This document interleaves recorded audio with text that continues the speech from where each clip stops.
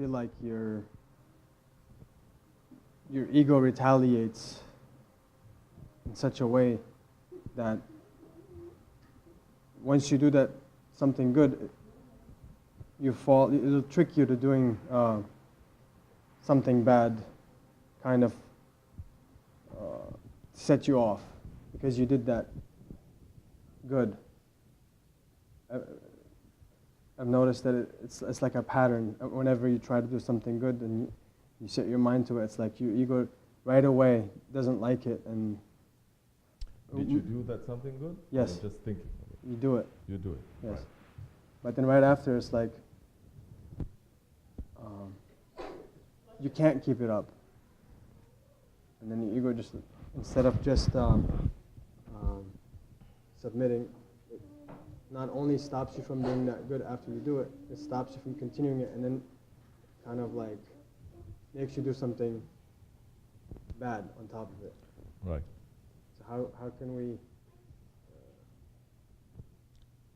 make sure that when we're doing something good to keep doing it without falling into that ego trap? أعوذ بالله من الشيطان الرجيم بسم الله الرحمن الرحيم إن شاء الله الرحمن.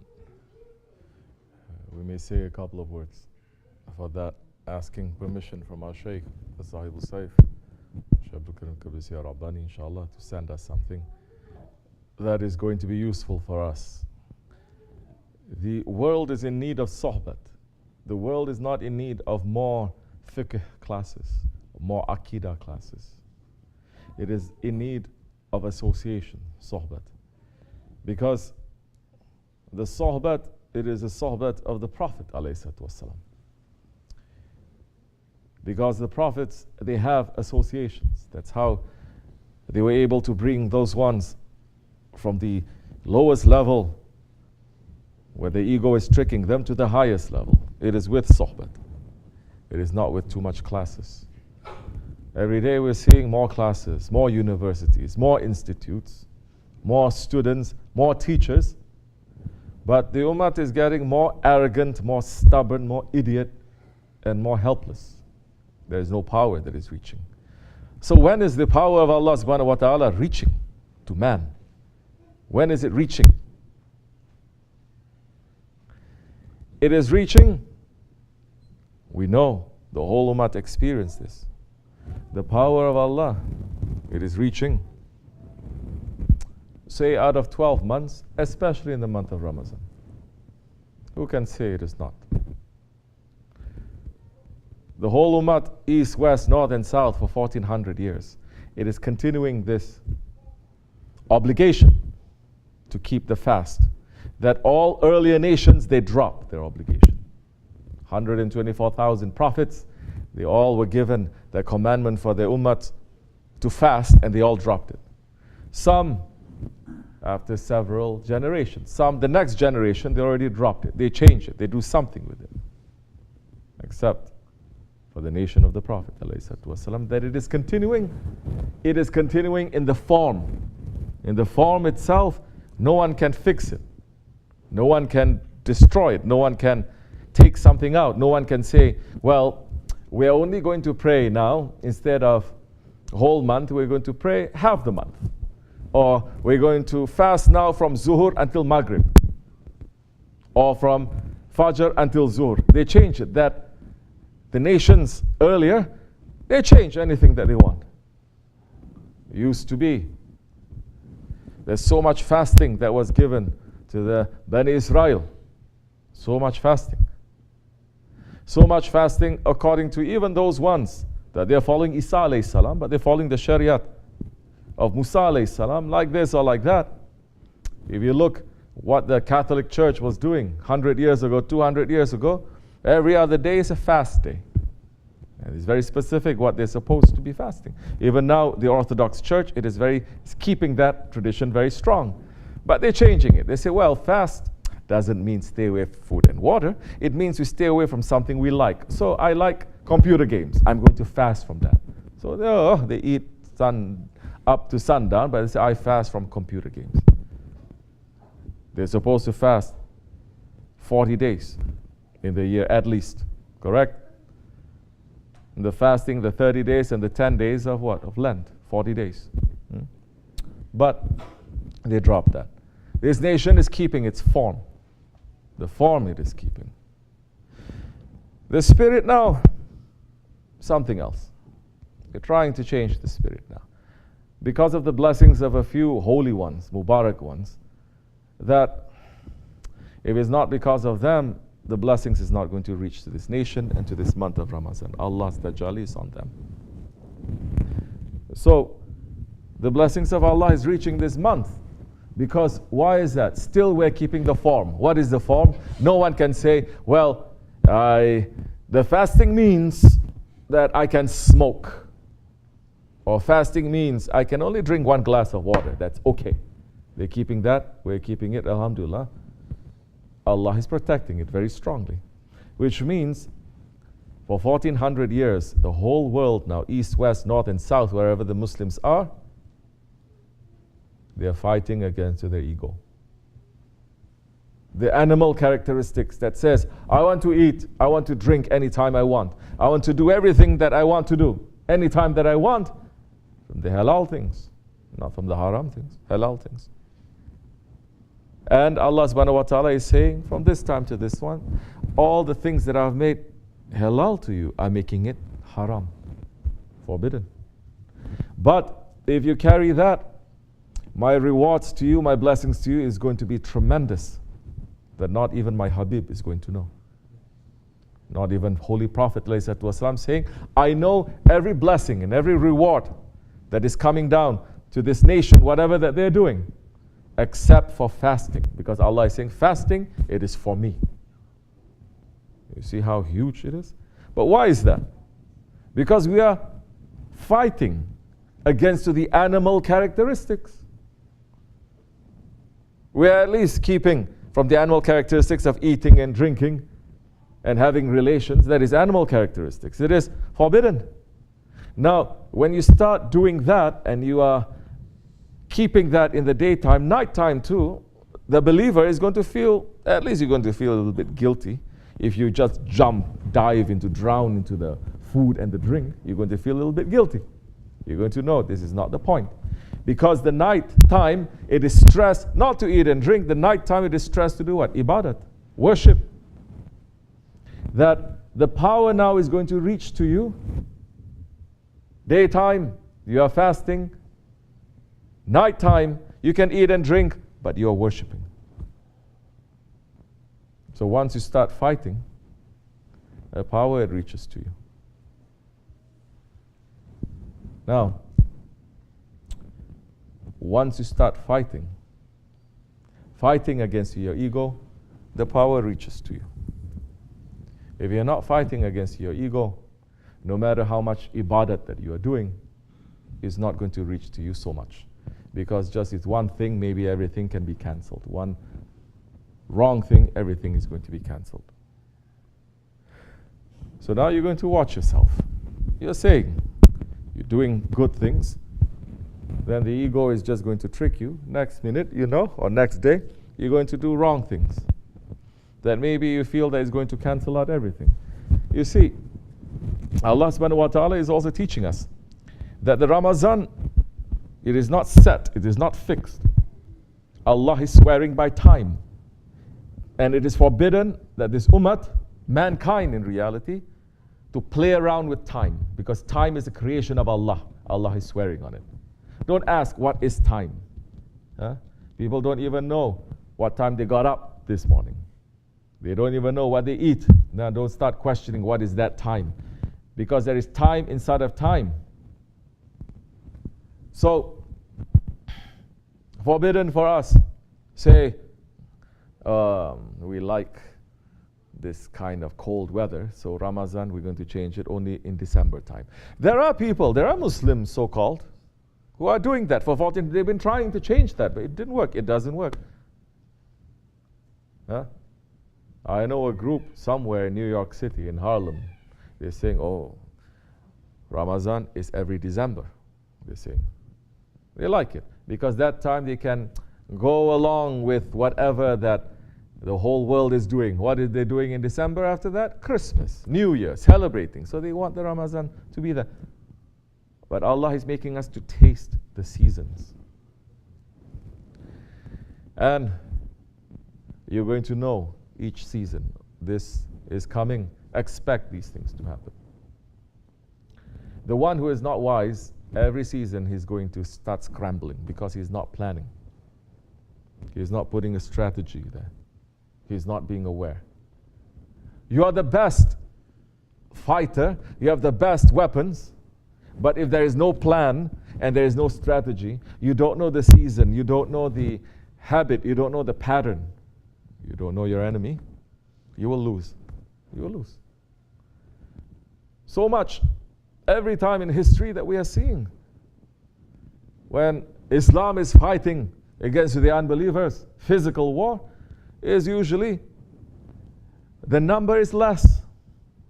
The amount of equipment, everything is less. But what is making them to very strong? They know their enemy. Why they know their enemy? Because they know themselves. They first look to themselves. Now they are going to understand the patterns. If you understand the pattern now, you must start preparing. How many times are you going to go through this now? I know exactly what you're talking about. But this is also part of their youth, you understand? Once you reach to a certain age now, once you reach to 30, 35, 40 years old, then you decide, I cannot do this anymore. Every time it's happening like this. I must start preparing. I must start planning. Which means I'm going to do this. I know my ego is going to strike this way. Now what am I going to do now with my ego? With the enemy, it's not that you fight it every time too. What do you do with the enemy? What do you do with the enemy? You trick it. You have to trick the enemy too. It's not just fighting, you have to trick. So now you know, okay, I'm doing all these things, I'm feeling good, but my enemy is going to, my ego is going to strike this way. You must know. You must strategize. Then if it goes this way, I'm going to go this way. I'm not going to go straight to fight it because I'm going to lose because I've done this so many times. I know he's going to strike now. Maybe he's going to strike with, say, for example, laziness. Laziness. So, when you're worshiping, when you're doing good things, now this is the ego. With laziness, you are not going to now strike your ego when you're worshiping to punish it. You don't punish it. You just worship. You feel nice. You feel a little bit heavy sometimes, and you're just going to say, I can rest any time that I want. Oh, after this, I'm going to rest whole day. Just say that to your ego. After this, don't worry, I'm going to rest whole day. You know you cannot rest whole day. But the ego, it loves to hear things like that. Promise it. Whatever you want to promise, promise. After this, you can have ice cream. For some people. After this, you can say that and say, don't worry. Then you're going to watch yourself. Because if you don't understand this enemy that is inside of you, when you are just keeping it aside and you're doing something that is good, you're keeping it, is getting more and more upset with you, and the little bit of an opening is going to rush through. So you know what kind of opening. Usually, when you're watching yourself for years, you know how the enemy is going to strike and with what. Say with laziness, then you're going to say, first you're going to say, okay, you can rest any time that you want. Then you're going to watch yourself. You're going to be a little bit busy. Because so many times, when you're in the Jama'at, you feel the strength. But when you're alone, you're done, correct? So now you're going to say, I'm going to be in the Jama'at a little bit more. Because it's hitting me like this, I'm going to be around people a little bit more. I'm going to do what they're doing. Once you start planning, you know where it is coming from, you'll know how to strike it. If it's just like this, without any planning, just doing it blindly, you know, every time it knocks you down. Every time it knocks you down. It knocks you down, it's tough. Stand up again.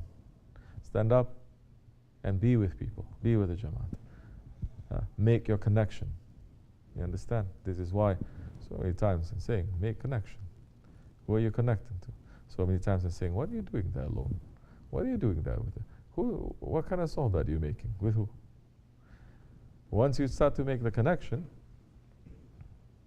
who knows? Maybe someone just looking at you and smiling is going to give you that boost.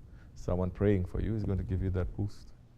Going to give you that little bit of energy for you to maybe put your ego out for a little bit more,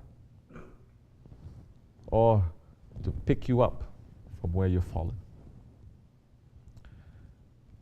This is given to us here. We are very blessed here. We are very fortunate, because where else are you going to find that people are living close together in this kind of society, in this kind of country, but still they're managing to find time every day to come together, to eat together, iftar, to pray together, and to do this nice and calm. Not to come together also for dunya, for the ego, because people are coming, yeah, they make zikr. Then after everything is over, what you see them talking about? Malayani, complete Malayani. This is a warning for us, because that we are here now. Our ego and shaitan is going to find more underground secret ways to pull us out. Maybe it is a blessing, because when you are praying by yourself, you feel very strong. More strong you feel, sometimes your ego trick you like that. Say, why I have to hang around so much? You pull yourself back, because you don't have too much of that support. Once it strikes you, it hits you, you fall down, you realize that you're by yourself. It's difficult to stand up. Inshallah, we have just we finished the first 10 nights, correct?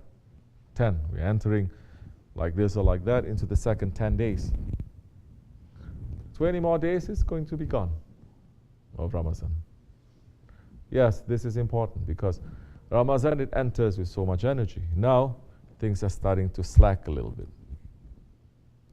You're finding you don't have too much of that energy, that passion. This is the time. Now, you're going to find each other. You're going to boost each other. You're going to start worshiping together a little bit more. Because once you start fighting, the power, it comes to you. That time there's going to be more mercy, because Allah loves that servant who is fighting for His sake better than the one who doesn't seem that he has to fight and everything is coming easy for him. Understand these patterns, then it'll be easier for you to be able to submit to the power that is coming in this month. If you don't understand the patterns and you're not asking for help to be with the Jamaat, then you're just going to repeat it over and over again. We are here in Tariqat to understand these patterns, these habits, why we are stuck, why we keep doing things over and over again. Sit and understand, find help, take from the sohbat and break all these patterns. This is what we are here for. Majority out there, they're just continuing those patterns. They can't help it. They say, I can't help it. You can't help what? I can't change. You know what? You're going to die. That time you're going to change. Everyone, when they die, they change. What happened? Suddenly you can change? Or do we need that heavy force now, Allah, to put the Jabbar on us that we're going to change? What happened to the Rahman? With Rahman we can change. To those who are intelligent believers, they're going to change with mercy. They're going to change with forgiveness. They're not going to change with force. May Allah make us to become better, inshallah.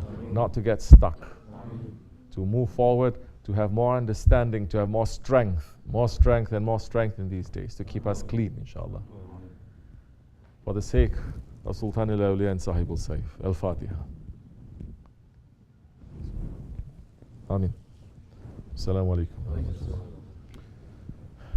Allahumma natal, inshallah. This much is enough. Al-Fatiha.